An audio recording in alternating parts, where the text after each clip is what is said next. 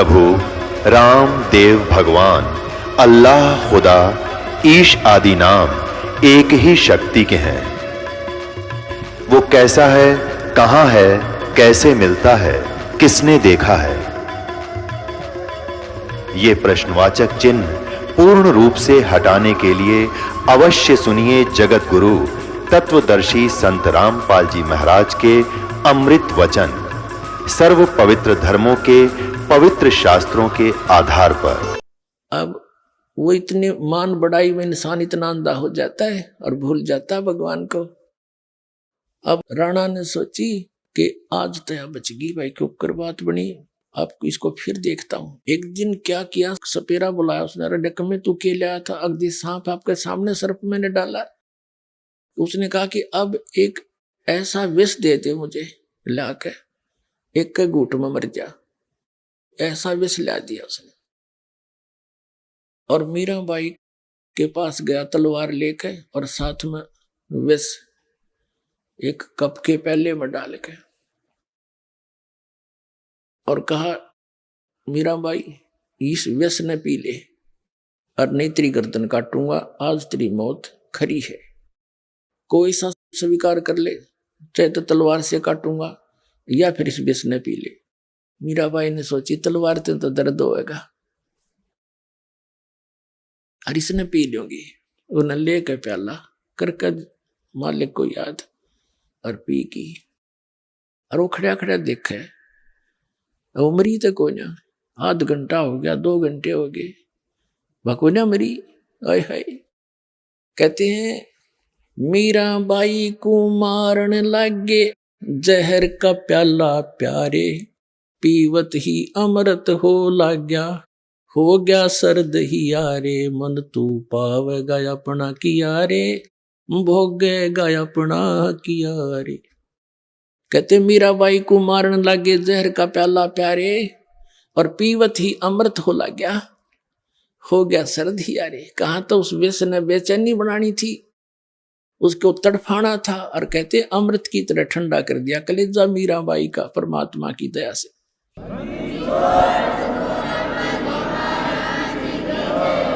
अब राणा ने सोची भैया नहीं मानने, अपने आत्माओं कहते हैं सो छल सिद्धर मैं करूं अपने जन के काज। परमात्मा कबीर जी बनारस में आए हुए थे और संत रविदास जी चमार जाति में उनके साथ रहते थे, उनके शिष्य हो गए थे। पहले तो रामानंद जी से नाम दिलाया था रविदास जी को परमात्मा ने। स्वामी रामानंद ब्राह्मण थे, उनकी फड़क निकाली थी, उनके अंदर एक विशेष वो नफरत थी, अन्य शूद्र जाति वालों को नाम नहीं दिया करता, उसको सेट करने के लिए आप भी उन्हीं से दीक्षित हुए थे और रविदास जी को भी उनसे दीक्षा दी थी, दिलाई थी। फिर रविदास जी को पता लग गया था कि जो वस्तु इस परमेश्वर कबीर जी के पास है, रामानंद जी के पास नहीं। तो बाद में वो कबीर जी के शिष्य हो गए थे। तो परमात्मा कबीर जी और रविदास जी उसी नगरी में एक गरीब के घर पे बाहर, उसका घर था, सत्संग कर रहे थे। 1 हफ्ते का सत्संग रख रखा था, दिन में सत्संग कराया करते, कभी रात को, दिन में भी करते थे, रात को भी करते थे। फिर वहां भक्तों ने मिल मिला के एक आश्रम बना दिया था, छोटा सा झोपड़ी, थोड़ा सा बाड़ सी बना लिया था। तो कबीर जी सत्संग कर रहे थे दिन में, मीराबाई गई मंदिर में, साथ में 2-3 उसकी नौकरानियां थी, उसने जाना बंद नहीं किया। तो उन्होंने देखा कि ये क्या भगवान की कुछ चर्चा हो रही है। पहले मंदिर जाती हूँ, मत्था मुत्था टेक का आई अपना क्रिया करके, फिर सोचा चल संतों के दर्शन करती हूँ। साधु दर्शन राम का मुख पर बसे सुहाग, दर्शुनी को होत हैं जिनके पूर्ण भाग। कबीरा दर्शन संत का परमात्मा आवे याद, और लेखे में हुआ एक घड़ी, बाकी का समय बर्बाद। तो मीराबाई सहेलियों के साथ वहां चली गई। सत्संग शुरू हो रहा था, परमात्मा बता रहे थे ब्रह्मा विष्णु महेश ये अजर अमर नहीं है, इनकी जन्म मृत्यु होती है, इनसे ऊपर और परम शक्ति है, उसका संदेशा मैं लेकर आया हूं। अपने आप को छुपा कर परमात्मा ये ज्ञान दे रहे थे। मीराबाई को धक्का लग गया क्योंकि वो श्री कृष्ण की पुजारन थी। अपने आत्मा यहां इस तत्व ज्ञान से आपको सब निर्णय हो जाएगा। देखो परमात्मा कबीर जी कहते हैं पिछले पुण्य से होते हैं पूर्ण हंस मुराद। जैसे ये दास पहले श्री कृष्ण और श्री विष्णु और श्री शंकर भगवान हनुमान जी इनका पुजारी था, और जो साधना हम कर रहे थे वो ये दंत कथा थी ये, और इससे भी घर में सारे सुख हो रहे थे। हम ये सोचा थे इन तो हो गए, और हो रहे थे पूर्व जन्म के संस्कारों से, इनसे तो कुछ हो ही नहीं सका था, ये पता लग गया। तो कहते हैं मीराबाई को जहर पिलाया। मीराबाई कृष्ण पुजारन थी, श्री कृष्ण तो वो कोई ऐसा चेंज कर ही नहीं सकते परिवर्तन, तो वहां रक्षा भी करी कबीर परमात्मा ने। मीराबाई का जहर का प्याला उसने पिया और उसको ठंडा कर दिया, और वो अनुमान रीति श्री कृष्ण ने कर दिया। और जब वो सर्प का हार बनाया तो परमात्मा ने बनाया कबीर जी ने, वह नु सोच रही थी श्री कृष्ण जी ने बना दिया। तो हमने ये पता लगेगा इस बात से कि हम जो साधना कर रहे थे, छोटा मोटा कोई राहत मिले थी, वो भी ये परमात्मा दे रहा था हमारे को, क्योंकि हमारे साथ फिरता है ये। कहते जो जन मेरी शरण है ताका हूं मैं दास, गेल गेल लग गया फिर जब लग धरती आकाश। जो बच्चा गऊ की नजर में यूं साई को संत, और भक्तों के पीछे फिराइयो भक्तों चल भगवंत। जगत का पेखना पेखा धनी का नाम ना लेखा। जो सब कुछ कर रहा है उसका तो जिक्र भी नहीं था, और अमीन देवताओं के ऊपर आश्रित थे, न ऐसे कर दिया। ये अपना कुछ नहीं कर सके। श्री कृष्ण जी के सामने पूरा यादों को लड़का मर गया कट के, और नहीं बचा सके, और स्वयं ठाकर मारने लग गए, लास्ट में से पागल से हो गए थे। इनके इतिहास में देखो तो मीराबाई को बड़ी चिंता हुई कि श्री कृष्ण से ऊपर भगवान बतावे। दुख हुआ, लेकिन किस्मत जाएगी। प्रसन्न किया महाराज जी जो आप बात बता रहे हो या मेरे गला उतरा को नहीं। कबीर परमात्मा बोले बेटी सच्चाई तो सच्चाई होती है, आपके गले उतरे चाहे ना उतरे। आप किसकी पूजा करती हो? कि श्री कृष्ण की। श्री कृष्ण से ऊपर मैं नहीं मानती किसी को। परमात्मा बोले बेटी ये देवता झूठ नहीं बोला करते, इनमें इतनी खासियत होती है। और तू नो कह रही है कृष्ण जी मेरे बात करा करने। श्री कृष्ण जी तो पूछ लिए तू, इनसे ऊपर के सता है कि नहीं। अब मीराबाई ने हृदय से याद किया, श्री कृष्ण प्रगट हुए और उन्हें पूछा भगवान आज मैंने संतों का सत्संग सुना है, और संत झूठ नहीं बोला करते, इतना तो मैं मानती हूं। आप सच्ची बताना क्या आपसे भी ऊपर कोई भगवान है? श्री कृष्ण जी ने कहा कि भगवान तो है मीराबाई, लेकिन वो मिला नहीं, तेरी ट्राई भी व्यर्थ है। हमने खूब ट्राई कर ली, उसके दर्शन नहीं होते। अब मीराबाई का तो धक देसी हुई, भाई सारी सच्ची बात है, कोई और है परमात्मा। अगले दिन जाकर चरणों में पड़ गई और कहा महाराज जी मेरा पेटा भर दिया आपने, मुझे विश्वास हो गया कि इनसे ऊपर कोई शक्ति है, भगवान ने स्वयं बता दिया। अब मेरा कल्याण कराओ। परमात्मा ने बताया बेटी ये खुद नासवान है, इनकी पूजा करने से जन्म मृत्यु तुम्हारा मिटे नहीं। उस अमर परमात्मा की भक्ति मिलेगी जब जन्म और मरण मिटेगा, उसकी भक्ति हमारे पास है। तो परमात्मा कहते समझदार तो संकेत तो है भाई, और फिर भी कोई ना मानने तो उसके ऐसा मूर्ख नहीं। तुरंत पुरानी संबंध तोड़ दिए कृष्ण से, अक नहीं हमने मोक्ष चाहिए, और कहा जी दीक्षा दे दो मुझे तो कल्याण चाहिए, या तो तेरा दुख देख रही हूं मैं। तो परमात्मा ने देखा कि यह ठाकुरों की लड़की, इसको देखते हैं इसके अंदर कितना भगवान की चाह है, या समाज में लोक लाज में या अंधी हो रही है। जब तक ये लोक लाज और कुल की मर्यादाओं में बंधित है प्राणी, भगवान उसको पूरा लाभ नहीं दे सकता। तो परमात्मा ने कहा कि जा बहन बेटी उससे नाम ले ले। रविदास जी की तरफ संकेत कर दिया। रविदास जी उस समय चमार जाति में, कबीर साहब जुलाहा जाति में। चमार जाति उस समय ज्यादा अछूत मानी जाती थी, क्योंकि उनका कर्म ऐसा था। अरे ये हम इस ऐसे ही हैं, उसको आदमी को ऐसे ही मान लेते। उनका कर्म था जैसे पशुओं की खाल उतारनी, और फिर उसको साफ करना, धोना मांजना, और फिर जूते बनाने। तो उसमें कपड़े का लागे बिना रह को ना, साबुन सुबुन था को नहीं। तो उनके मैल मूल मक्खी उक्खी लगी रहती। तो जो दूसरी उच्च जाति के उन्होंने कहा भाई दूर बैठ जा मक्खी आवे। तो धीरे धीरे वो अछूत का रूप धारण कर लिया कि ना दूर रहे, वहां छुए ना। तो उस जाति में रविदास जी और मीराबाई ठाकुर जाति में, ठाकुर भी सबसे श्रेष्ठ माना करते राजस्थान में। राजस्थान के अंदर जाटों को भी शूद्र माना जाता था, इतनी प्रभुता थी ठाकुरों की। वो उनसे उनको भी ढंग से बात नहीं करते थे राजस्थान के। तो उस समय ऐसी सती थी मैं, और कहा बेटी जा उस महाराज का नाम ले ले। और मीराबाई बैठ की जाके रविदास को कही रखा था, तू पहले इन्हों बताइए मैं कौन हूं और फिर बताइए इसने मंत्र। उनकी सोची बुद्धि चाल थी कबीर साहब की, रविदास की। रविदास जी ने कहा बहन बात सुन, तू ठाकुरों की बेटी है, बहन है, बहू है, और मैं एक चमार हूं जाति का, और आज तू नाम ले लेगी और कल न तेरे को लोग पता नहीं क्या क्या कहेंगे, और तेरे मन में दोष आ गया ना, फिर गुरु शिष्य का नाता टूट जाएगा। मीराबाई बोली महाराज जी मैं आपकी बेटी, आप मेरे पिता, बाढ़ में जाओ संसार, मैंने नाम दो, मैं तो कल्याण करवाऊंगी। उसी से मैं नाम दे दिया। अब पहले तो वो मंदिर में जाती थी दिन में, परमात्मा फिर रात को भी सत्संग करते थे, क्योंकि सभी दिन में काम कर लें, रात में मजदूर लोग सत्संग सुन लें। तो मीराबाई फिर रात्रि में जाने लगी सत्संग में, भाई गुरु जी यार दर्शन करेंगे हम तो। अब उसका जो देवर था वो सारे अपने जो कर्म थे करके थक चुका था, उसको रोकने के उससे कोई सफलता नहीं मिली। फिर उसने सोचा था कि लड़की अपनी माँ की बात मान लेती है। उसने अपनी मौसी को बुला करके, मीराबाई की माँ को बुला करके उसको समझाया था कि इसने समझा दे, अपने घर बैठ कर भक्ति कर ले, इसने हमारी इज्जत का नाश कर दिया। मीराबाई की माँ ने समझाने की चेष्टा की थी कि बेटी वहां ना जाया करे, इज्जत का नाश हो गया। और चमार जाति का बताऊं तने तो सारी ये बात बिगाड़ दी।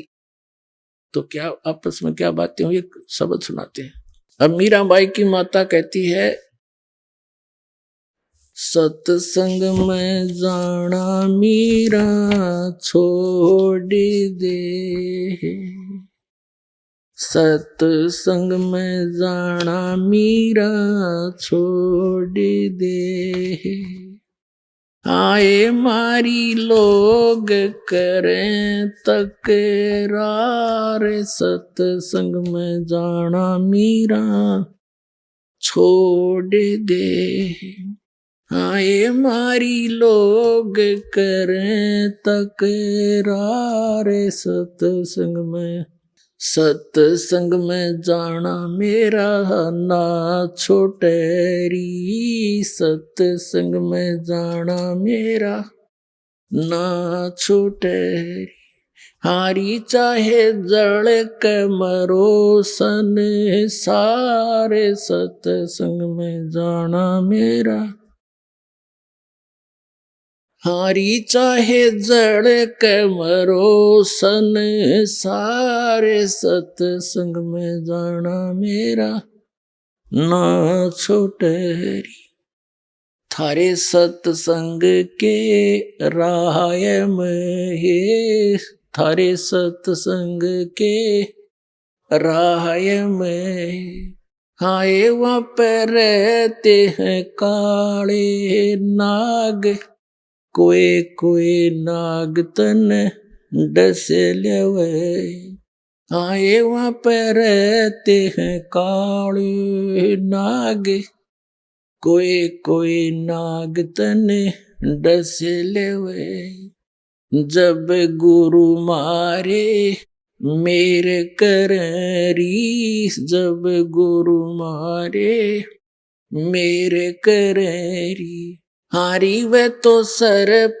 गंडे वे बने जावे, सत्संग में जाना मेरा ना छोटेरी, हारी वे तो सरप गंडे वे बने जावे, सत्संग में जाना मेरा,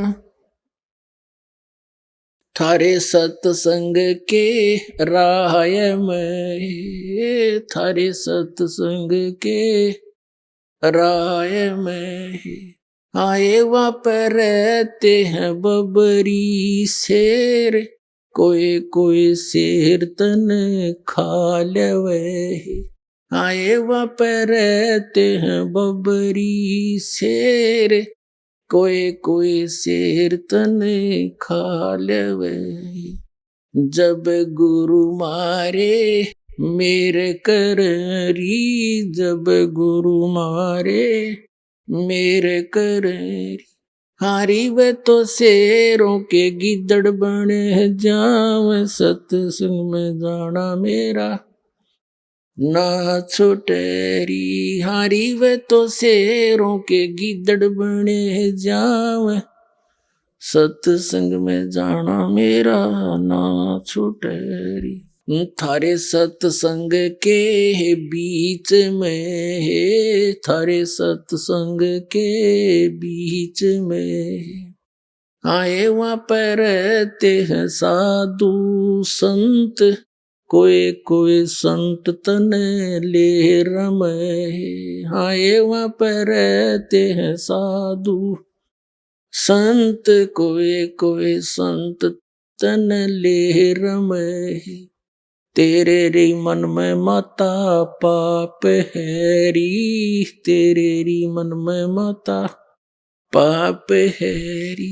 वो संत मेरे माँ बाप हैरी, वो संत मेरे माँ बाप हैरी। हारी ये तो कर देंगे बेड़ा पार, सत्संग में जाना मेरा ना छुटेरी। हारी ये तो कर देंगे बेड़ा पार, जाना मेरा ना छुटेरी। सत्संग में जाना मेरा छोड़ दे। हाय मारी लोग करे तकरार, सत्संग में जाना मेरा, सत्संग में जाना मेरा ना छुटेरी। सत्संग में जाना मेरा ना छुटेरी। हारी चाहे जड़ कब्रो सने सारे, सत्संग में जाना मेरा वो तो हो जाती चमार है, वो तो हो जाती चमार है। इसमें हमारी आर है, इसमें हमारी आर है। तेरे री लेख माता चमार हैरी, तेरे री लेख माता चमार हैरी। वो मेरा सृजन आर हैरी, वो मेरा सृजन आर हैरी। आरी वो तो मीरा के गुरु रविदास, सत्संग में जाना मेरा ना छुटेरी। हारी वे तो मीरा के गुरु रविदास, सत्संग में जाना मेरा ना छुटेरी। सत साहिब।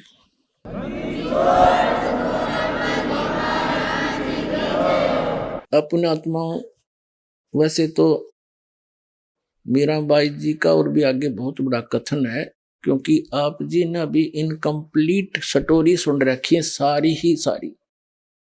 आगे क्या हुआ,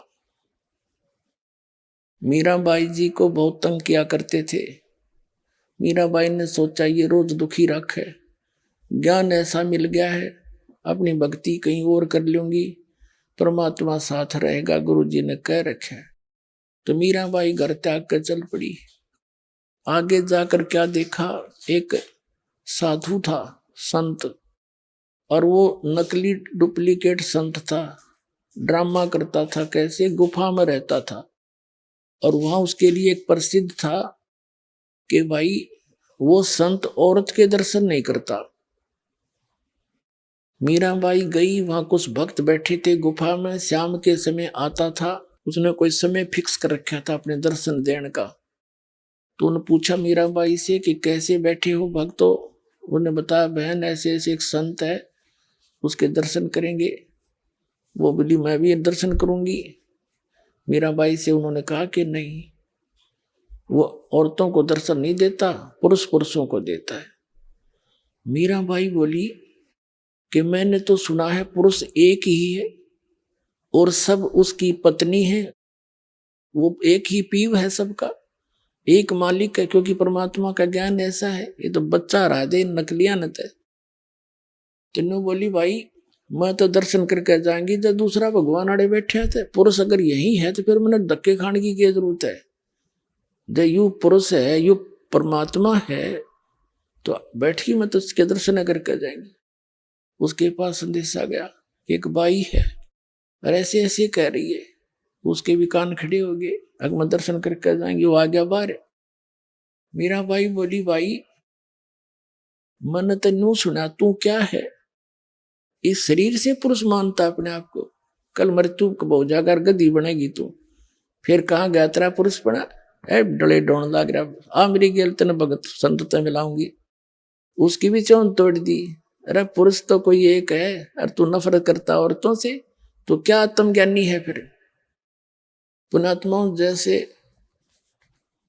पहले सांग हुआ करते गांव में, पुरुष ही स्त्री का रोल करके राजा रानी बना करते थे और डांस डूंस करते थे। तो एक लड़का दूसरे साथी के साथ वो सांग देखने चला गया। वो लड़की का रोल कर रहा था, अभिनय कर रहा था। लड़का छोटा सा 15-16 साल का, दाढ़ी मूछ नहीं थी, सिर पर बाल रखे हुए थे औरतों वाले, वो उसका वही प्रोफेशन था। तो दूसरा जो पहली बार गया था वो कह रहा था देख कितनी सुंदर लड़की है, कैसा डांस कर रही है। उसका साथी कहता है यह लड़की नहीं है, ये लड़का है। ना तेने तुझे नहीं मालूम। फिर वो शाम के जब उनका स्वांग समाप्त हो लिया, अपने जहां वो डेरे में डटे हुए थे वहां गए। उसने उतार कर अपने आर्टिफिशियल सारे पार्ट रख दिए एक तरफ, और कच्चे कच्चे में खड़े और बाल बाल ऊपर थे। तब उसका समझ में आएगी सच में जो तो भाई लड़का ही था, लड़की नहीं थी। अगले दिन जब उसने सांग सुना उसमें लड़की नहीं दिखी, उसने लड़का दिखा था। तो परमात्मा कहते हैं आत्म ज्ञान भी नहीं नकलियों ने औरत और पुरुष मंत्र मानते हैं। यू तो ऊपर एक स्वांग है स्त्री और पुरुष का, ये कपड़े उतरेंगे जब एक ही तत्व है दोनों का। तो क्या कहा तू पुरुष है, तो उस डले डोए था उसकी भी चौन तोड़ी। फिर वृंदावन में जाकर रहने लगी। वहां पहुंचे परमात्मा कबीर जी अन्य रूप बना के, क्योंकि हाय हाय ये परम पिता हमारे हैं। अब वहां से निकाली और फिर परमात्मा ने, क्योंकि प्रथम मंत्र दिया, ये जो आपको देते हैं वह खुश होगी कि मंत्र तो वो मिलते जुलते हैं जो हमें चाहिए थे, वो आसानी से ग्रहण किया उसने। फिर वहां पहुंच गए अन्य रूप बना के, चर्चा करने लगे, बात चलाते रहे। फिर मीराबाई से कहा कि इस मंत्र तो बात ना बने, वो तो सतनाम चाहिएगा 2 अक्षर का, और सार नाम, जब मोक्ष होगा बहन तेरा। फिर उसका समस्या आ गई, गुरु नहीं बदला करते। परमात्मा बोले देखो जो उस संत ने नाम दे रखा है वो बिल्कुल ठीक है, लेकिन वो प्राइमरी क्लास तक का है। अरे अगली क्लास में चलेगी तो वो तो बहन आगे पढ़ाई पढ़नी पड़ेगी तने, वह समझ गई। तब परमात्मा कबीर जी ने उनको दीक्षा दी, तब उस बाई का मोक्ष हुआ। अब ये 3 गाटा जोड़ रहे थे, कृष्ण जी के गुण गाया करती, वह मोक्ष होगी। कृष्ण का मोक्ष कोई ना मीराबाई का कहां से होता। अब उस बहन ने, उस विधवा बहन को भगतनी ने बताया कि बहन दुनिया की नहीं मान्या करते, यदि मीराबाई लोक लाज करती आज गदी बनी आंडो कुतिया बनती, और सब कुछ तोड़ कर बंधन भगवान की भक्ति करगी, दुनिया गुण गाओ उस बेबे का बहन काज। और देख ले तू सोच ले, यह बात उस विधवा बहन के समझ में आएगी। ताकि भाई ये समाज तो भी ना जीने देता, यार तेरे ते भी बकवाद कर रहे चाचे ताऊ इसके छोरे के। कभी नो कह तू वहां खड़ी देखी थी, तू वहां ऐसे क्यों गई थी, ये तो फिर भी पीछे पड़े रहे, चल देखी जाएगी। परमात्मा साथ देता है जब ऐसे दृढ़ निश्चय से चलते हैं। अब उसने जाकर सत्संग सुना, दीक्षा ले ली, और उसका तो जीवन बदल गया। सारे दिन रोया करती अपना ठीक है अपनी कर नहीं पाओगा, बेटा है बेटा अपने स्थान पे, ना मानता मैं क्या करूं। लेकिन एक अर्ज रखा करती गुरु जी के पास कि महाराज जी लड़का बिगड़ गया और शराब पीवे है, मानता नहीं कहे की। परमात्मा बोले बेटी तू हिम्मत करके लगी रहना, हिम्मत ना हारिए, आन देश में परमात्मा के पास सारे तरीके होते हैं, पर तू दृढ़ रहना। तू उसके कहने से अपनी इसमें दीक्षा में बाधा ना आने देना, सब ठीक हो जाएगा। अब दूसरी बार जो परमात्मा आए वहां पर कुछ दिन रुकने के लिए, उस बहन ने सभी से प्रार्थना की कि एक दिन का भोजन मुझे दे दो सेवा का, लेकिन सब ने फिक्स कर रखे थे अपने दिन, सब मना कर गए। अगना वे मुश्किल से दाव लगे, साल भर में हम नहीं दे सकते। तब जिस बहन ने उसको प्रेरणा दी थी, उसने शाम का समय दे दिया उसको कि मेरे वाले दिन में सुबह मैं करा दूंगी भोजन, शाम ने तो करा दी। अच्छा, अब उस बहन ने शाम ने भोजन बनाया खूब जी ला के, और लीला कहते हैं परमात्मा पता नहीं के कर दे, कैसी लीला करता है। उस बहन का बुखार हो गया, जोर का जोर हो गया, और इतना हो गया कि 10 कदम नहीं जा सकती। उसने भोजन बना के तैयार कर दिया, उस समय अचानक बुखार बन गया और हरत घनी होगी। और वो लड़का एक निकम्मे गिरोह में फंस रहा था, चोर उचुक के डाकुओं में। उन्होंने रात में स्कीम बना रखी थी कि आज राजा के घर में चोरी कराएंगे, रानियां के हार 9-9 लाख रुपए के बताते हैं, और सब आप अपने मियाँ मिठू अरे और सब नो कोई नू लावांगे, इतने हार हो जाएंगे, फिर घर बनावांगे, ऐसे कोठी बना लेंगे। तो कहने लगे भाई रात ने 12 बजे इस मंदिर में आ जाइए, कोई बाहर जंगल में मंदिर था, उसके आसपास इकट्ठे हो जी, वहां से चलेंगे। तो सब चले गए अपने खाना खुना खा कर जल्दी आने के लिए। वो लड़का आ गया शाम को 7-8 बजे सी, वो दिन जल्दी आ गया। माँ ने कहा बेटा मेरी तबीयत होगी खराब, मैंने अपने गुरुजी का भोजन पहुंचाना था, मैं चल नहीं सकती, बेटा एक बार आश्रम में भोजन दिया तू महाराज जी भक्ता का। अब उसने सोची तू आश्रम में जाएगा और आने जाने में समय ना लग जा चाहता, और तू पीछे रह जा, वहां रात ने चोरी करने जाना है। मना कर दिया, कहने लगा माँ मैं नहीं भोजन दे के आऊंगा, और तो भी मत जाया कर वहां पर, पता नहीं दुनिया क्या क्या कहती है तेरे बारे में।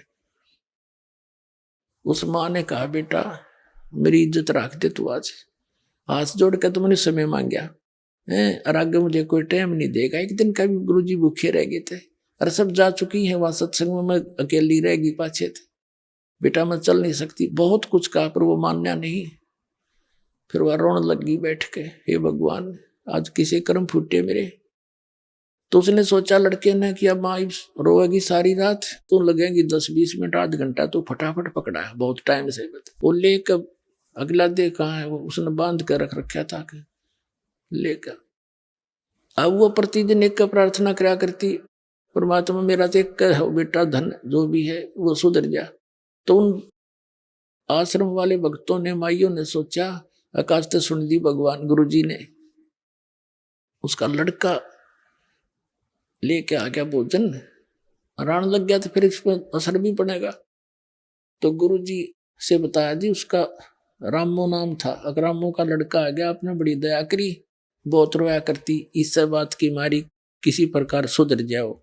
अब गुरुजी वो गया तो पूछा भी गुरुजी कहाँ है, भोजन कराना है, मेरी माँ तो बीमार होगी। भक्ता ने बताया गुरुजी स्नान करने जा रहे, भाई 10 मिनट बैठ जा। वो बैठ गया, गुरुजी आगे भोजन रख दिया। फिर उन्होंने बताया जी ये रामो का लड़का है, और आपने बड़ी सुनी, आज तो यू आ गया आपके दर्शन करने के लिए। तो गुरुजी ने सोचा ला बेटा बालक से 2-4 बातें बता दूं, इसका असर हो जा। कहने लगा बेटा भक्ति करते हैं, मनुष्य जीवन भगवान ने इसलिए दिया है, भक्ति करे, बुराइयां तो बच कर है, यो जीवन बार बार नहीं मिलता। वो लड़का बोला बाबा जी जल्दी रोटी खा, मैंने देर हो है, तेरे लेक्चरों की जरूरत नहीं। अब उस महात्मा ने सोचा भाई तो सचमुच निराय नकम्मा है, ठीक रो है वह लड़की इसने। ये महाराज जी के बोला अपने खा के खाना, और लेकर वो बर्तन, और वो तो स्पीड खींच दी वापस, क्योंकि उसने तो रानियां के हार दिखे थे। अब रास्ते में उसका कांटा लग गया पैर में, और लग कर सूल की करकी टूट गई बबुल की। अब कदम नहीं रखा जाए, पंजा नहीं टेके, एडी एडी टेकता आवे, चल जानी धीरे धीरे आ रहा। उसकी आते ही वो बर्तन मारे पटक के, और लगा ऊट पटांग बकवाद करने अपनी माँ को, आज गया था तेरे सत्संग में, आज मेरे पैर में कांटा लग गया और तू नो कह उड़े सब न सुख हो, मेरा तो दुख हो गया और आस पास से तू भी नहीं जाएगी उड़े और मैं तो उधर मुंह करके भी ना सोऊं, क्योंकि उसने तो फिर नो हो गया कि तू जा नहीं सकता, भागना पड़े तो भाग नहीं सकता, चोरी कराएंगे तो सारे सांग करने पड़ेंगे, तो घना दुख मान रहा हो इस बात का। फिर वह मां रोने लगी, हे परमात्मा इस निकम्मे का आज कांटा लगना था, देख मेरे किसे फूटे भाग हैं, अब यू ना स्वयं जावे और ना मन भक्ति करने दे। नो करके वह खूब रो रहा के सोगी। फिर जैसा भी था श्याम ने तो फिर सुबह बखत उठ के उस लड़के का कांटा निकलवा दिया। उधर से उन बच्चों ने, उसके साथियों ने थोड़ी देर इंतजार किया, फिर वो सोचा भी चलना है तो ना हम करते चोरी। वो चोरी करने चले गए राजा के घर पे। अब राजा का घर कोई ऐसा सुनना है जाते चोरी कर लेंगे, पकड़ दिए। पुलिस ने, मंत्रियों ने कहा कि महाराज ये तो इतने खूंखार व्यक्ति हैं, राजा के चोरी कर सकते, जनता को कैसे जीने देंगे, इनको भयंकर सजा देनी चाहिए। राजा ने सुना दिया शाम के 4 बजे इनको सूली तोड़ दो। सूली तोड़ा करते एक चक्का सा होता था, चाकी के सपाट, उसके बीच में एक सरिया सा होता था नुकीला भाले जैसा, और वो ऐसे वो चक्का उसको ऊपर बैठा दिया करते थे और वो चक्का नीचे नचाला करता सुराख में से, और वो भाला ऊपर नाता था, उसके नीचे से लेकर उसके सिर में का निकल जाता था और रो रो कर तड़प तड़प कर मरता था। उसको इतनी भयंकर सजा दी जाती थी। तो उसके साथ साथ उन्होंने क्या करते थे राजा लोग कि पूरी नगरी में घुमा दो इनको, सबको बता दो कि आज शाम 4 बजे इनको सूली तोड़ा जाएगा। उनके लिख दिया और उनसे बुलवा रहे हैं कि बोलो, पुलिस वाले ले जा रहे हैं, कहो हम चोर हैं, राजा के घर चोरी करने के लिए गए थे, हम पकड़े गए, कोई सुनता हो तो चोरी ना करना, हम शाम को 4 बजे सूली तोड़े जाएंगे। उनसे ऐसे डायलॉग बुलवाते हुए और डंडे मारते हुए पुलिस वाले गलियों में घुमा रहे। एक विशेष बाजा सा बजाते थे तो गांव वालों को पता लग जाता था, नगर वालों को, कि आज किसी की साथ आ रही है, किसी की सामत आई है। तो ये देखने के लिए कि किस दंड में ये दंडित होगा, सब अपने घरों के बाहर आ जाते थे। राजाओं का ये होता था उद्देश्य कि इनके डर से और भी डरेंगे, कोई चोरी चारी ना करेंगे, शांति बनी रहेगी। तो दोनों माँ बेटा भी ये देखने के लिए कि किसको क्या दंड मिल रहा है, वो अपनी गली में आकर खड़े हो गए। जब वो बच्चे आए, उनकी मिली आंख में आंख दोनों मित्रों की, उस लड़के ने सोचा तो पकड़े गए, वही हैं तेरे वाले साथी। और वो कहते आ रहे हम चोर हैं, राजा के घर चोरी करे थे, हम पकड़े गए, आज हम सूली टूटेंगे शाम को, कोई सुनता हो तो चोरी ना करियो। जब वो आगे चले गए उनके घर से, माँ अपने घर में आ गई। वो लड़का अपनी माँ के चिपट गया और बुरी तरह रोने लग गया और कहने लगा। उसकी माँ ने सोचा क्यों रोया बेटा, बेटा क्या हो गया, अब तो तेरा कांटा भी निकलवा दिया, अब क्यों रो रहा है तू, क्या दुख है। कि माँ धन है तेरे गुरुदेव का और धन है तेरी भक्ति। माँ आज तेरा बेटा नहीं रहना था, आज मुझे भी सूली टूटना था, और धन है कल मेरे पैर में कांटा लग गया, माँ मैं जा नहीं सका, और आज तेरा बेटा नहीं था। और मेरी माँ का बाद में मतलब फिर उसका याद आ रही है, नकम्मे गए माँ फिर तेरा कौन सहारा रह गया था। तब उसकी माँ रोने लगी कि रे निकम्मे, मैं तो न सोचू था तू दारू दप्पा पीता है, तू चोर भी हो गया था। अखा माँ मैं इतना नीच हो गया था। और कान पकड़ दिया, क्यों कलजा पाट गया, सामने सूली तोड़ टूटेंगे। कान पकड़ दिया, आपके साथ चलूंगा, नाम लूंगा और जिंदगी में कदे चोरी नहीं करूंगा, कोई गलती नहीं करूंगा, शराब भी नहीं पीऊंगा। अब कबीर साहब कहते संत शरण में आने से आई टले बला, जय मस्तक में सूड़ी होवा काटे में टल जाए। तो पुण्यात्माओं, आप परमात्मा की शरण में आए हो तो विश्वास के साथ लगे रहना। ये कोई डूम बाट के गीत नहीं, ये उस परम पिता का बोला हुआ शब्द जो दास आपको बता रहा हूं, और सारे सत्य होंगे।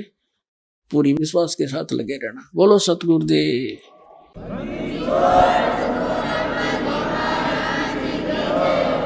पुण्यात्मा, आपका बहुत बड़ा सौभाग्य है, आप जी को परमात्मा का वो यथार्थ मार्ग मिल गया, जिसको खोज खोज के ये ऋषि अपना शरीर नष्ट करके चले गए। हजारों वर्षों तक कठिन साधनाएं की, क्योंकि उनके पास ये यथार्थ मार्ग नहीं था। गीता जी अध्याय नंबर 16 के श्लोक नंबर 23 और 24 में कहा है कि शास्त्र विधि को त्याग कर जो मनमाना आचरण करते हैं उनको न तो सुख होता है, न उनको सिद्धि प्राप्त होती है, और न ही उनकी गति होती है। और कबीर परमात्मा भी जब यहाँ आए थे दाता, हमें ये ज्ञान कराने के लिए इस कलयुग में सन 1398 में अपने सतलोक से चलकर आए थे। एक शिशु रूप धार के लहर तारा नामक जलाशय में कमल के फूल के ऊपर एक नवजात शिशु का रूप धारण करके विराजमान हुए थे। वहां से नीरुनिमा नाम के एक दुल्हा दंपति साथ ले गए, उनके संतान नहीं थी, और परमात्मा की वहां परवरिश होने से और फिर बड़े होकर के प्रवेश तो एक लीला थी, वो सबके पालनहार है। क्योंकि परमात्मा 25 दिन के हो गए थे, उन्होंने कुछ अन्न पानी खाया नहीं। नीमा चिंतित होगी। अपना तुम थोड़ी सी कथा सुनाता हूं परमात्मा की। जैसा कि ये नकली कबीरपंथी और जितने भी ये ऋषि में ऋषि आचार्य शंकराचार्य संत और जो वेदों और गीता को और पुराणों को और कबीर साहिब की वाणी को सच मानते हैं, और ये भी परमात्मा को निराकार बताते हैं कि परमात्मा निराकार है, कहीं एक स्थान पर नहीं है। और ये कबीरपंथी इतना कहते हैं कि सतलोक है, राधा स्वामी धन धन सतगुरु सच्चा सौदा सरसा जय गुरुदेव, ये भी सब परमात्मा का ऊपर चेतन प्रकाश बताते हैं। प्रकाश का समुद्र, इन्हें कख नहीं पता किसी ने भी, हुआ बाई बकरे ये। अभी तो आप जी ने देखा यथार्थ प्रमाण पर पवित्र कबीर सागर में इस आध्यात्मिक ज्ञान चर्चा के माध्यम से ये संत क्या बताते हैं, इनका क्या अपनी सोच है। ये कबीर साहब की वाणी नहीं समझ में आई, उसमें स्पष्ट लिखा है कि परमात्मा वहां एक गुम्मट के अंदर बहुत बड़े गुम्बद में और सिंहासन के ऊपर राजा के समान विराजमान, उसके सिर पे मुकुट है, छत्र है, और वहां से सब ब्रह्मांडों का संचालन करता है। वहां सफेद पृथ्वी है, सफेद वृक्ष है, जैसे यहाँ हरे हैं वहां सफेद है, और दूधों की नदी, झरने बहे, हीरे पर जैसे यहाँ पत्थर के पहाड़ हैं वहां हीरों के पहाड़ हैं, ऐसे मोतियों के पहाड़ हैं, और झरने बह रहे हैं, सुंदर सदाबहार वृक्ष है। उसमें 3 पोर्शन है, जैसा भी आपने सुना। फर्स्ट पोर्शन में बाह्य भाग में ये पहाड़ हैं, बहुत बड़े सुंदर सदाबहार फलदार वृक्ष है, और सभी मेवा उपलब्ध है सदाबहार, कभी किसी चीज का अभाव नहीं है। वहां का जल कैसा है, जैसे आपने यहाँ गंगा जल देखा है, ये कभी खराब नहीं होता। ये सतलोक से एक सैंपल भेज रखा भगवान ने कि वहां ऐसे पदार्थ थे। और फिर उसके बाद बहुत बड़ी सृष्टि है जिसमें नर और नारी ऐसे ही परिवार हैं, अलग अलग सबके मकान हैं, कोई राग द्वेष नहीं है, क्यों अभाव नहीं किसी चीज का। सबके आंगनों में फलदार वृक्ष, फलदार मेवा, काजू और अमृत सरोवर छोटे छोटे सबके बड़े। जैसे हमारी एक वृत्ति है यहाँ मन की, जिसके पास 2 पैसे हो जाएंगे बड़ी तक कोठी बनावेगा, आगे पार्क बनावेगा, उसमें फिर झूले झाले लावेगा, फिर एक स्नान के लिए एक टैंक बनावेगा, और फिर और भी घनी जगह है उसमें साग सब्जी के लिए, और पपीते सपीते कुछ फल फल फ्रूट भी लगावेगा।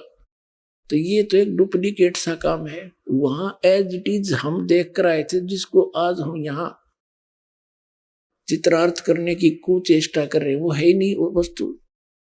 तो वहां आपके सभी प्राणियों के, चींटी से लेकर हाथी तक जितने भी मानव हैं, आप सभी के वहां पर अलग अलग मकान खाली पड़े हैं जहां आप रहा करते थे। अब ये बात आपका समझ में ना आवे क्योंकि आपने ये ज्ञान कदे सुना ही नहीं, लेकिन ये कोई डूम बाट के गीत नहीं और कोई बकान वाली बात नहीं, क्योंकि वह कहता हम बतेरे रखे पहले अटपट करके। ये तो विद प्रूफ दास बता रहा है और परमात्मा ने आकर ये ज्ञान स्वयं यहां बताया है, वही आपके सामने दास उसको समझ कर समझा रहा है। तो वहां आपको वो सुख था जिसको आप यहां खोज रहे हो। कोई बुढ़ा होना नहीं चाहता, कोई भी वृद्ध अवस्था को पसंद नहीं करता और सारे वृद्ध होंगे, और कोई मृत्यु नहीं चाहता और सब मृत्यु को प्राप्त होंगे। तो क्यों नहीं चाहते हम? बिल्कुल नहीं चाहते, ठीक बात है। देख, बालक कैसा शरीर, युवा होने के बाद कितना अच्छा शरीर, और बुढ़ा में पाचा सकलते भी डर लग गए, दर्पण देख लेते, और फिर मरना, सारा साजबाज सारी उम्र जोड़िया और सारे बालक बच्चे हो गए, इनमें जी लाग रहा, और फिर नुका मारो इसने 1 मिनट में मृत्यु। बताइए कोई अच्छी बात है? तो यहाँ का तो ये परंपरा है और वहां ये है नहीं, तो इसलिए ना तो वृद्ध अवस्था चाहते ना मृत्यु चाहते, और दोनों कंपलसरी। तो ये तो सतलोक में होगा, आपको वहां चलो, अब समय आ गया वहां चलने का। कति बिल्कुल आसानी से जा सकते हो, लेकिन ये मंत्र जाप करना पड़ेगा जीवन, दास आपको बताओ, और मर्यादा में रहना पड़ेगा।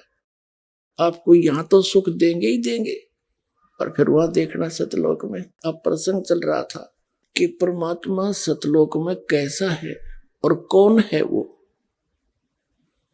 उसका नाम क्या है।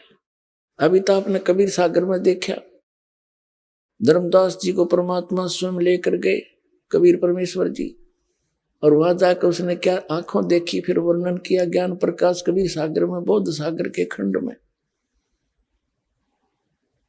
कि सतलोक में जब मैं गया तो वहां ऐसे ही नर और नारी करके हंस और हंसनी मेरे से मिलने आए, बड़े प्यार से सीने से लगे, गा के बजा के नाच के फिर भगवान को दिखाने के लिए गए।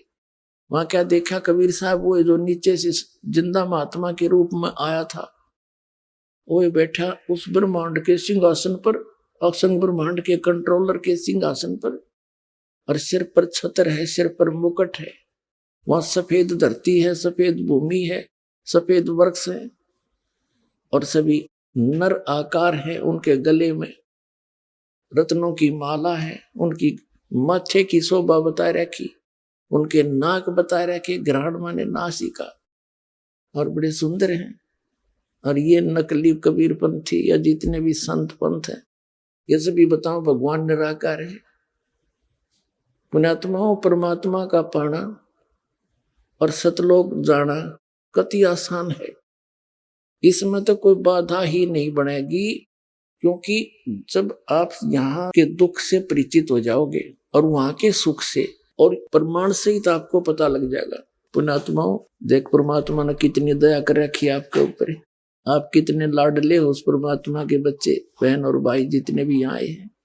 हम दासों की सेवा लगाई, बच्चों ने मिलकर आश्रम बनाया, शेड डाला, और आपके आने से पहले पलक बिछाए बैठे रहते हैं। कितने भगत बहन भाई आएंगे, मैट बिछा देते हैं, अच्छा बढ़िया देसी घी का प्रसाद हलवा, और भाई अच्छे बढ़िया भोजन आहार आपको परमात्मा की तरफ से ही है ये सारा खेल। और ऐसे सर्दी में देकर रजाई है, अरे अमृत वर्षा कर रहे हैं, इसमें कृपा करके लटके ना लियो, पूरा ज्ञान सुनियो, कदे खा कर अच्छा देसी घी का लोड कर रजाई ऊँगे जाओ बैठे बैठे, फिर आना नहाना बराबर है। तो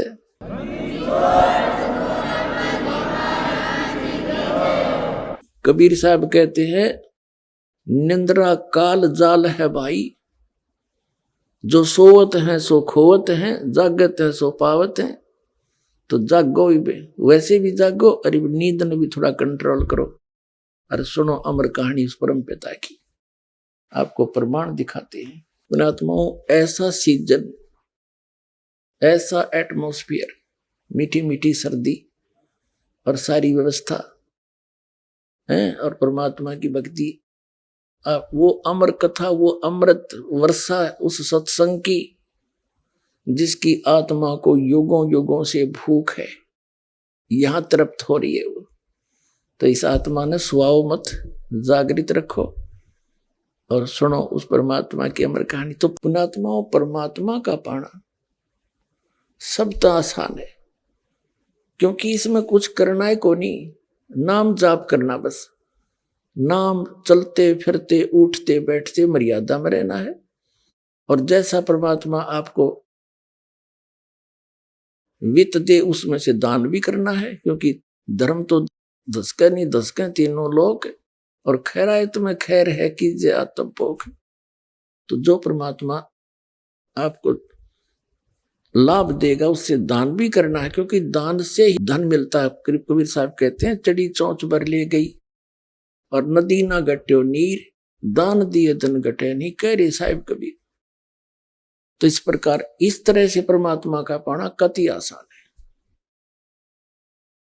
अब थोड़ी सी इस मौसम ठीक है, थोड़ा सा समय अधिक लेंगे, क्योंकि ये अमृत वर्षा, ये ज्ञान और ये भगवान कदे कानों नहीं सुना था, और आज परमात्मा अपने बच्चों को बैठा बैठा के प्यारते हैं, और फिर ये अमृत के प्याले पिला रहा है सच्चे ज्ञान के, और उस सच्चे भगवान की कथा, सत्यनारायण कथा। कबीर साहब का नाम लेने पाप कटे, नाम लेने आत्मा चार्ज होती है, और यहाँ तो सारा दिन उस परमात्मा की ही चर्चा चलती है। आपस में आप भी बैठते हो, यहाँ आप जी को इसलिए बुलाया जाता है कि जैसे पुराने भक्त भी होते हैं जिन्हें 10-10, 15-15 वर्ष हो गए नाम लिए ने, कुछ 2-4 वर्ष के भी हैं, और बिल्कुल नए भी आए हैं पुण्यात्मा भगवान के बच्चे। आइए अब हम उन श्रद्धालुओं के अनुभव जानते हैं जो जगत गुरु तत्वदर्शी संत रामपाल जी महाराज जी से दीक्षा प्राप्त कर चुके हैं तथा उनके द्वारा बताए गए भक्ति मार्ग पर चल रहे हैं। सर नमस्कार। नमस्कार सर। सर क्या नाम है आपका? मेरा नाम चंद्राम कुमार बालियान है जी। सर कहाँ से आए आप? उत्तर प्रदेश, जिला मुजफ्फरनगर, गांव सोरम से आया हूँ जी। सर संत रामपाल जी महाराज जी की शरण में आने से पहले आप क्या भक्ति साधना करते थे? हम शिव जी के व्रत रखते थे जी, पीरों पे भी दिवा बालते थे जी, और वैसे भी कृष्ण में भी आस्था थी जी, देवताओं पे भी दिवे बालते थे जी। सर जब आप भक्ति साधना कर ही रहे थे तो फिर आप संत रामपाल जी महाराज जी की शरण में क्यों गए? संत रामपाल जी महाराज की शरण में आए जी, जब हम हुक्का बीड़ी पीते थे बैठ के लड़कों में, तो वहाँ से हम परमात्मा का जिक्र करते थे। वे लड़के निगेटिव सोच का वैसे जिक्र करते थे, वैसी बातों का जी। तो फिर मैं ये परमात्मा की ज़्यादा बात धरता था जी उनके आगे, तो मैं इस बात को हटाते थे। बोला हुक्का पी तू, तो आगे की बताओ ज़्यादा। तो मैं जब हुक्का पीते थे जी, मैं बोला अगर तुझे परमात्मा चाहिए तो उन्होंने कहा कि हमें तुझे एक पुस्तक देंगे, और वह पुस्तक मतलब उसे पढ़ना, उससे आपको देख कर परमात्मा पिछाड़ोगे क्या आप। तो उन्हें भी ये नहीं पता था कि ये परमात्मा मतलब रामपाल जी महाराज ने इसके बारे में क्या जानकारी लिख रखी है, उन्होंने तो वैसे ही मंगा ली वह। तो उन्होंने मुझे दी जी, वह घर पे मैंने पुस्तक पढ़ी। उस पुस्तक को मैं जहाँ पर भी पढ़ता था, यहाँ पर ही मेरी आत्माओं में एक अलग ही निखार आता था जी लगता था पढ़ के। पर उस पुस्तक को मैं भगतमती को दिखाऊँ था, क्योंकि ये सत्संग के माध्यम की पुस्तक थी, और सत्संग मैंने राधा उसका धन सतगुरु का जो सुन रखा था, गांव में भी राम चर्चा होती थी। उस राम चर्चा में जो लड़के जिक्र करते थे भाई औरतों के बारे में कि वहाँ आलू नुड़वाते हैं धन वाले, वो करवाते हैं, तो उस वजह से मैं भगतमती से लुकाऊँ था, कभी से पता लग जा सत्संग का और ये भी चली जा। तो वह मुझे कहती थी कि नहीं जी, बार बार इस पुस्तक में ये लिख रहा है कि आइए आइए रामपाल जी महाराज की शरण में आइए और अपना कल्याण कराइए। तो मैं कहने लगा नहीं ऐसी कोई बात नहीं, ये वैसे लिख दें सब। तो मैं अलग लुक के पढ़ता था जी उस पुस्तक को, वो रजा थी रामपाल जी महाराज की। तो जी जब मैं लुक के पढ़ता था उस पुस्तक को, तो भगतमती ने भी पढ़ी हुआ, तो उन्होंने कहा नहीं जी बुला रहे, इसमें बार बार पुस्तक में लिख रहा कि आइए आइए रामपाल जी महाराज की शरण में आइए और अपना कल्याण कराइए जाओ। तो मैंने कहा मैं नहीं ऐसी बात नहीं। तो मैं जी जून के महीने में आश्रम में चला गया, भगतमती को कुछ नहीं पता। तो वहाँ जाकर जो गेट में मैं बैठा अंदर, तो उन्होंने भगत जी बैठे थे गेट पे, उन्होंने कहा कि लगा आप नाम लोगे? मगर जी ने हम नाम नहीं लेने गए। तो हमने खाना खाया जी, हाथ मुँह धोए, तो गुरुजी आशीर्वाद दे रहे थे। हाँ जी, संत रामपाल जी महाराज आशीर्वाद दे रहे थे। तो हम आशीर्वाद, गुरु जी का मुंह फिर रहा था जब आशीर्वाद दे रहे थे, तो आशीर्वाद देते थे, फिर गुरु जी का मुंह फिर रहा था, हमने देखे तो हम दिन के दिन ही गाँव में आ गए जी। फिर तो 2013 के नवंबर के महीने में हमने फिर जाकर नाम लिया जी। आपने संत रामपाल जी महाराज जी से नाम दीक्षा ली, तो हम आपसे ये जानना चाहेंगे कि जब आपने संत रामपाल जी महाराज जी द्वारा लिखित पुस्तक पढ़ी तो उस पुस्तक में आपको ऐसी कौन सी बातें लगी जिन बातों ने आपको प्रभावित किया, जिससे आपको विश्वास हुआ कि संत रामपाल जी महाराज जी पूर्ण संत हैं और आपको इनके द्वारा दी गई भक्ति साधना करने से ही लाभ मिलेगा? बस पुस्तक को पढ़ गए जी, खिंचाव बना। उस पुस्तक के अंदर ऐसी ऐसी परमात्मा की वाणी लिख रही थी, कबीर साहब की, रामपाल जी महाराज की ऐसी ऐसी वाणी उन्होंने लिख रखी थी, जिससे पढ़ पढ़ के अपने आप को ही हमारा खिंचाव बना उस पुस्तक के अंदर। उस पुस्तक के अंदर जो वाणी थी, कबीर साहब का भी फोटो था, तो आपको एक खिंचाव बनता गया जी। उस खिंचाव के कारण ही हम शरण में गए जी। सर, संत रामपाल जी महाराज जी अपने अनुयायियों को बहुत सारे लाभ देते हैं, ये उनके अनुयायियों का दावा है। क्या आपको भी संत रामपाल जी महाराज से नाम दीक्षा लेने के बाद कोई लाभ मिला? हाँ जी, संत रामपाल जी महाराज से हमें नाम लेने के बाद, दीक्षा लेने के बाद बहुत लाभ मिले जी। एक बार हमारे घर में मतलब उसमें ज्योति लगाई थी जी हमने। उस ज्योति में जो हमने दंडवत की, तो वहाँ से 2000 रुपये रख रखे थे हमने ज्योति के लिए जी। तो वहाँ से ज्योति के लिए 2000 रुपये रखे थे जी। तो 5-7 दिन बाद जी मैंने अपनी जेब में तब 10,000 रुपये निकाल के वहाँ पर रखे। मैं कहा जब जरूरत पड़ेगी जब उठा लूँगा।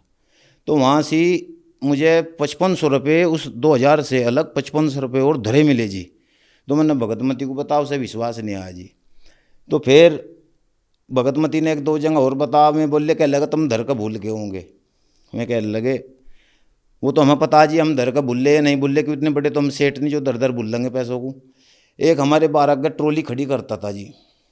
जब ट्रॉली खड़ी करता था हम बड़े परेशान थे। हमारे पापा ने कानूनी कार्रवाई भी करी, उस कार्रवाई से भी वो ट्रॉली नहीं हटा रहा था। वैसे भी वो सरकारी मतलब नौकरी पर था, रिटायर होकर घर पाया हुआ था, इसलिए वो हमें मतलब परेशानी ज़्यादा दे रहा था। हमने संत रामपाल जी महाराज का आगे प्रार्थना लगाई। उस प्रार्थना से ही रामपाल जी महाराज की प्रार्थना से ही वह ट्रॉली आज वहाँ खड़ी नहीं होती, वो एकदम हटा के ले गया। मैं ज्योति लगाई, ज्योति लगा कर मैं दंडवत की, तो दंडवत करते ही जो मुझे खड़का सुना लोहे का, तो वहाँ से वह ट्रॉली मुझे खड़ी नहीं मिली जी। तुरंत एकदम हटा कर ले गया। मैं नीचे आने के देखा तो वहाँ ट्रॉली नहीं, आज तक वो ट्रॉली नहीं हटाता जी। हमारी तरफ को बहुत प्रेम भाव से लखता है आज वो। एक लाभ हो रहा है जी, हमारी गाय बहुत बीमार हो गई थी। उस गाय के लिए डॉक्टर ने कह दिया बस इसका सर्रा है, बचने की नहीं। मन ने कहा मैं भाई डॉक्टर साहब दवाई देखो, बोला नहीं बचने की नहीं। तो जी इन्होंने सोचा, पड़ोसियों ने कह लगा इन्हें देवी देवताओं की भक्ति छोड़ दी और इसे नतीजा मिल रहा, क्योंकि भक्ति छोड़ देते हैं जो मतलब देवी देवताओं की पूजा छोड़ दें तो उन्हें परेशानी बने जी जगत वालों को, क्यों देवी देवता उन्हें तंग करें। तो उन्हें इसी सोचते उन्होंने सोचा था भाई इन्हें भक्ति छोड़ दी, इसे परेशानी बन रही। तो जी हमें कोई परेशानी नहीं थी। परमात्मा ने तीसरे दिन वह गाय संत रामपाल जी महाराज ने तीसरे दिन वह गाय आपको ही खड़ी कर दी थी। और एक लाभ ये है जी, एक बच्चे के हर्निया का रोग था, मतलब आंत बढ़ जाती है जी, तो वह बिना ऑपरेशन के ठीक नहीं होता जी बिल्कुल भी। तो हमने रामपाल जी महाराज के पास प्रार्थना लगाई। उस प्रार्थना का आदेश बताया भाई ज्योतिया पाठ का संकल्प करो। आज वो हर्निया का रोग अपने आप को ही ठीक है जी, कोई बिना ऑपरेशन के, बिना दवाइयों के। एक लड़के के सांस की नली में एलर्जी थी जी, वो जब भी उससे उठता था लत्ते से बाहर जाता था छींकता रहता था। तो हमने डॉक्टर का दिखा, उसने कहा वह एलर्जी है। मगर जी इसका इलाज, बोले इसका कोई इलाज नहीं है, प्रदूषण है, इसे उत्तराखंड ले जाओ तो अपने आप ठीक हो जाएगा। हाँ, नहीं इलाज ठीक नहीं होने का। तो हमें बड़ी चिंता हुई जी। हमने रामपाल जी महाराज के पास प्रार्थना लगाई। उस प्रार्थना का आदेश बताया भाई ज्योतिया पाठ का संकल्प करो, रामपाल जी महाराज दया करेंगे। तो जी वो लड़के की भगतमती को सपने में 2 दवाई दिखी, यानी किसी ने 2 दवाई दी।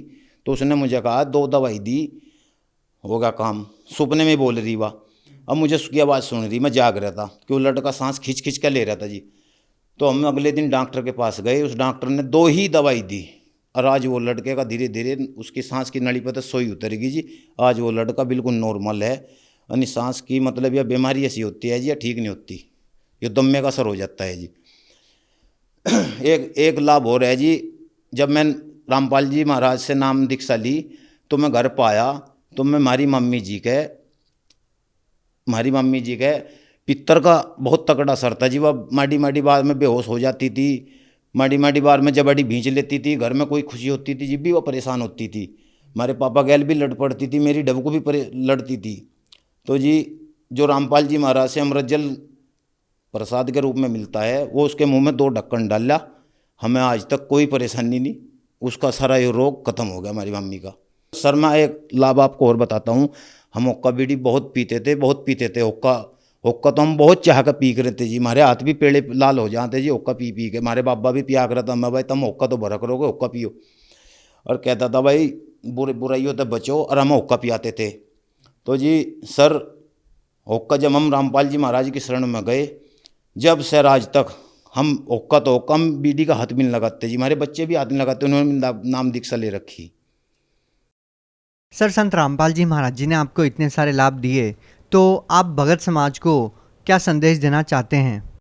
हम भगत समाज को ये संदेश देना चाहते हैं जी कि ये सौदा ये उस समय बार बार नहीं आता जब हम हुक्का बीड़ी पीते थे और हम तोड़ देते थे बीड़ियों को कि हम हाथ नहीं लगाने के इसके आज के बाद। और तीसरे दिन ऐसी बेचैनी होती थी, कुड़कुड़ाहट होता था शरीर में, उसके बिना रहा नहीं जाता था। सोचते थे आज एक बीड़ी तो पी लेते हैं, कल को नहीं पीने के। फिर हम लाइन पर लग जाते थे, फिर मंडल जेब में घेर लेते थे, फिर हुक्का पीते थे, फिर तोड़ देते थे। पर हमारी वह बीड़ी छूट नहीं पाती थी। हम सौंप भी खाते थे मगर बीड़ी छूट जा, फिर भी नहीं छूट पाती थी। एक गुरु भी बना रखा था गांव में हमने, बूढ़ा बुजुर्ग थे वे भी सिद्धि पिद्धि थी थोड़ी उन पर, तो उन्होंने हमें लाइन पर लगाई, भाई अब मंत्र पर ढकरो, ये मंत्र पर ढकरो। तो उनसे भी हमने कहा बाबा बीड़ी नहीं छूटती, कह लगा थोड़ी थोड़ी तो पियो जाया करो, कोई दिक्कत नहीं है। तो हम कहते थे उन्हें बुजुर्ग तो जो हमने गुरु बनाए थे, तो उन्हें हम कहते थे मगर बाबा परमात्मा ऐसा होना चाहिए जैसा हमारा युवा शरीर है, हम सदा ऐसे ही होने चाहिए, हम कभी मरा ना। तो उन्होंने कहता यहाँ तो मरना पड़ेगा भाई, बूढ़े भी होना पड़ेगा। तो मगर परमात्मा कैसा है? बोला परमात्मा मिलने का नहीं, मगर और बोला वो तो निराकार है।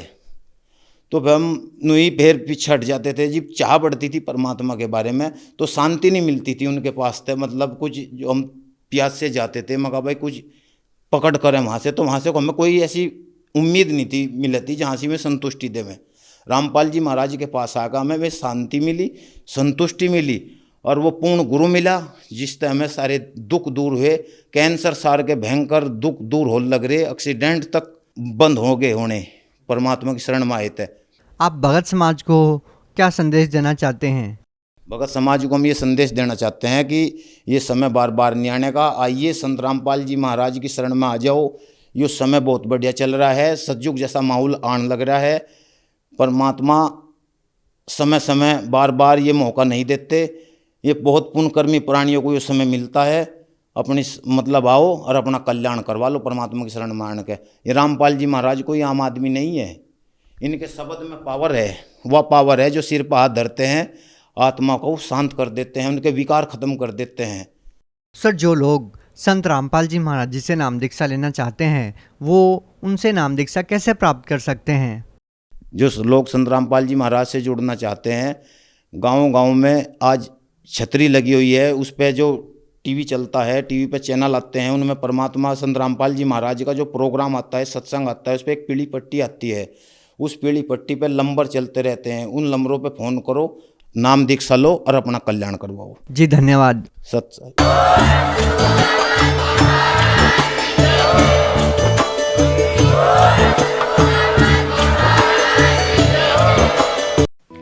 आप सुन रहे थे जगत गुरु तत्वदर्शी संत रामपाल जी महाराज के मंगल प्रवचन।